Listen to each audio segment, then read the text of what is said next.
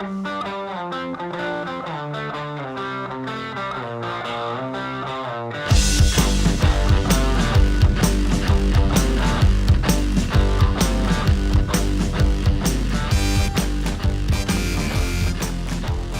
guys, it's Mr. H here. So I'm here to talk to you today a little bit about what your exam Thursday is going to look like. So some major topics that I wanted to hit were the acts that led into the actual revolution. So, for example, we are going to talk about the Stamp Act. You might remember that the Stamp Act was when British officials put a stamp on playing cards, official documents, any kind of papers really that were used in the colonies in order to help pay for the French and Indian War. So the Stamp Act is a major reason why the colonists were really upset with Great Britain and with King George III. They were also upset with the Intolerable Acts, which were passed in 1774. These took place after the Boston Tea Party. You remember where the Sons of Liberty dumped tea into Boston Harbor in a sign of protest of boycotting British goods that were taxed. So the Intolerable Acts were a various group of things, but most notably, the port of Boston was closed, and there was something called the Quartering Act. The Quartering Act was a law that was passed by England, so British soldiers could live with colonists inside their homes. The reason why England wanted to do this is because they didn't have enough money to build barracks in order to house all of these soldiers. And so they thought, we can have these colonists, feed and house the soldiers in order to cut down on our costs. What happened at Lexington and Concord? Lexington and Concord was a very interesting scenario. As you remember from the poem that we read by Henry Wadsworth Longfellow, Paul Revere rode out late at night. He got the signal, what if by land, two if by sea, up in the tower in Boston, and he got the signal and he rode out to Lexington and Concord, which are 20-ish miles outside of Boston. He alerted the townspeople and the militia and the Minutemen to prepare themselves in order to be ready for a British attack. So British soldiers moved out towards Lexington and Concord, and they opened fire. Well, we think they opened fire on the colonists. Nobody is exactly sure who fired the first shot, but it's called the shot heard round the world because it starts the American Revolution. Prior to the Declaration of Independence being passed, there was a pamphlet going around the colonies. You might remember we watched a Liberty Kids episode in class about common sense, written by Thomas Paine, right? T-Paine, right? So Thomas Paine wrote this pamphlet, and the main ideas that he had in this pamphlet were that monarchies, or having a king and queen, don't really make a whole lot of sense.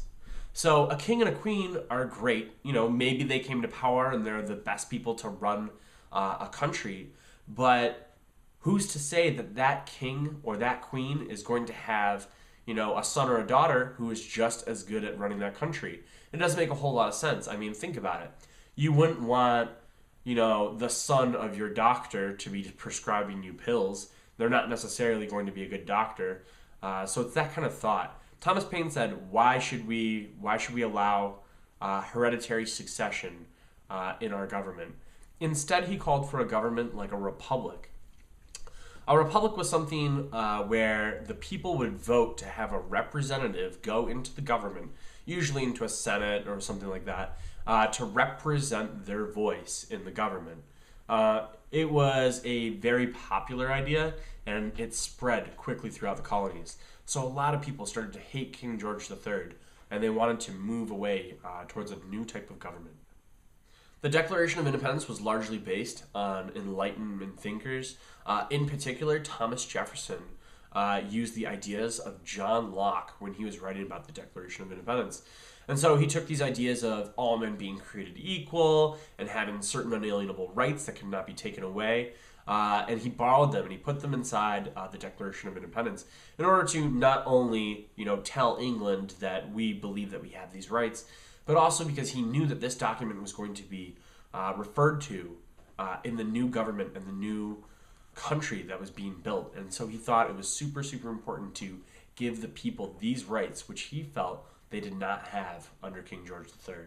What happened Christmas night in Trenton, New Jersey on 1776? That is Washington crossing the Delaware. So Washington decides to take about 2,400 troops and cross the Delaware River into New Jersey. He is attacking Hessian troops in New Jersey. Hessians, you might remember, are German soldiers who were paid by the English to help put down the revolution. So Washington has suffered loss after loss after loss, and he's really struggling to look for a victory in this hard time. He decides that even though it's, unusual to attack during the winter, during this time period, he's going to do it anyways. And his soldiers catch the Germans completely unprepared. Some reports say that the Germans might have had a drink or two because it was Christmas Eve. So Washington and his men are able to quickly defeat the Germans. The Battle of Yorktown is a very interesting battle to look at, particularly in North Carolina history. Now, Yorktown is in Virginia, but General Cornwallis was forced to retreat to Yorktown, Virginia, after winning a battle in North Carolina. That doesn't make a whole lot of sense, but the Battle of Guilford Courthouse was very unusual because the English had in fact won the battle but suffered such massive losses at the hands of Nathaniel Greene that they decided to retreat in order to hopefully link up with their British reinforcements from New York. So he retreats into this corner and he's hoping to protect himself until he gets reinforcements. However, General George Washington and his French allies surround him. So they've got them covered by land and there's only one escape. It's by sea.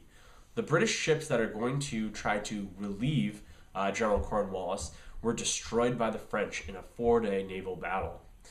The British soldiers in New York, who he was trying to link up with, never came to his rescue, and General Cornwallis was forced to surrender to George Washington.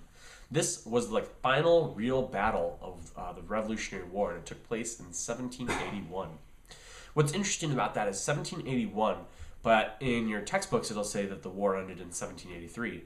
And the reason why is because the Americans sent over 3 guys in order to negotiate a peace treaty, and it actually took 2 years to do it.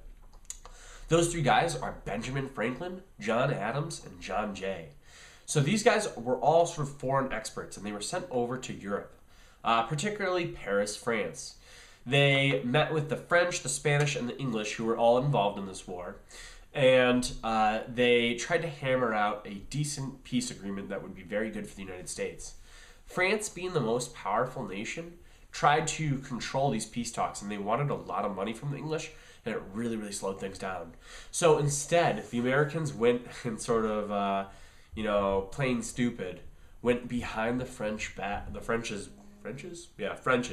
back, and they talked to the English. And they said, hey, England, we really need to work this out. And they actually came up with a secret peace treaty.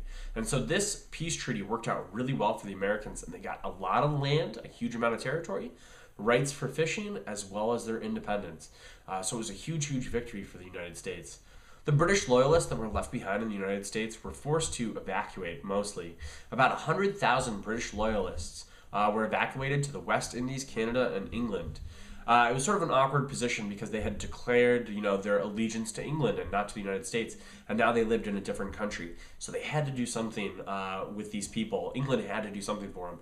So they took people from Savannah, Georgia, and from Charleston, South Carolina, and they put them on these boats up to New York or down to, English-controlled territories in the Caribbean, just to get them away from the United States.